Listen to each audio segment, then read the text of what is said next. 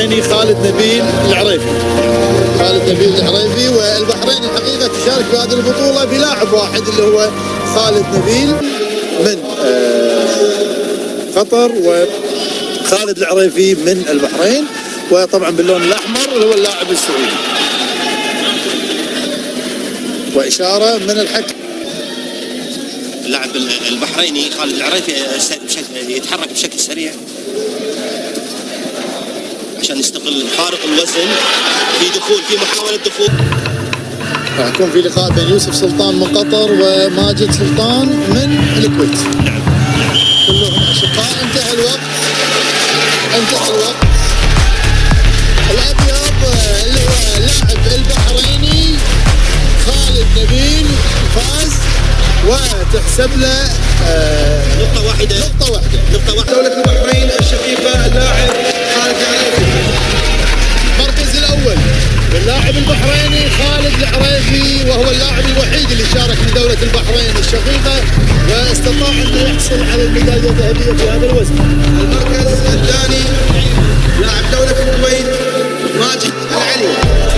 ماجد العلي من الكويت، عسكري بالحرس الوطني مواليد 79، أول مشاركة دولية له وهو بطل الكويت في هذا الوزن.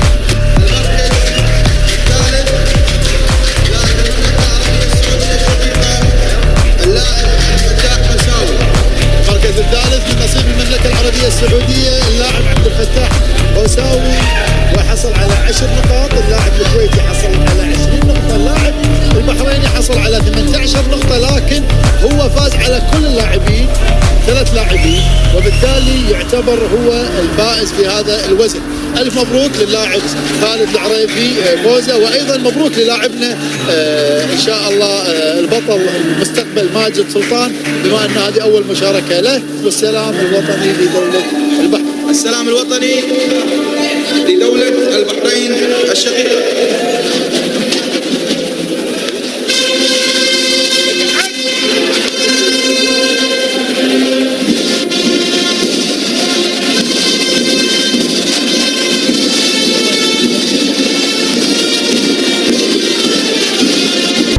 في أول ظهور للجودو البحرينية تتوج بالميدالية الذهبية، فأصبح لها تاريخ وإنجازات.